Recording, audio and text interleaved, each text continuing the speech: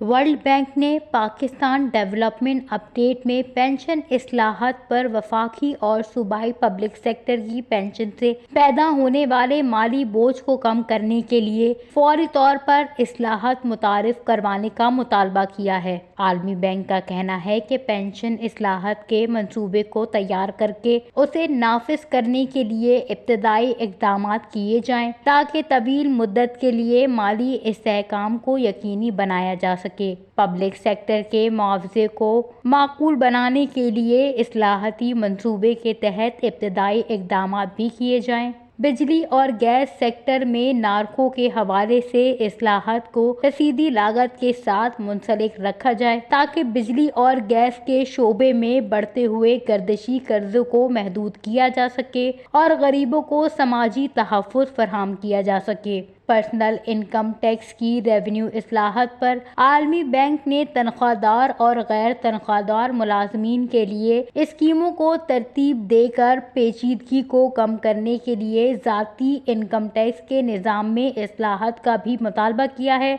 World bank का मजीद कहना है कि मरात याफ्ता तबके को ख़त्म करके एक्टिविटी बढ़ाने के लिए मखसूस आमदनी के ज़राए का इलाज और काबिले टैक्स आमदनी के ज़राए में शरह के ढांचे को हम आहंग करके ज़ाती इनकम टैक्स के निज़ामुल औकात में इस्लाहत की जाए। आलमी बैंक ने समाजी तौर पर नुकसानदेह अशिया पर टैक्स बढ़ाने की तजवीज़ देते हुए कहा है कि तंबाकू समेत सेहत के लिए दीगर नुकसानदेह मसनूआत और माहौल को नुकसान पहुँचाने वाली अशिया पर टैक्स में इजाफा किया जाए। वर्ल्ड बैंक ने तवानाई की मसनूआत, टेलीकम्युनिकेशन, मालियती खदमात और दीगर की खपत पर ज़ाती income tax with holding charges को ख़त्म करने का मुतालबा किया है ताकि गरीब और कमज़ोर घरानों पर टैक्स का बोझ कम किया जा सके।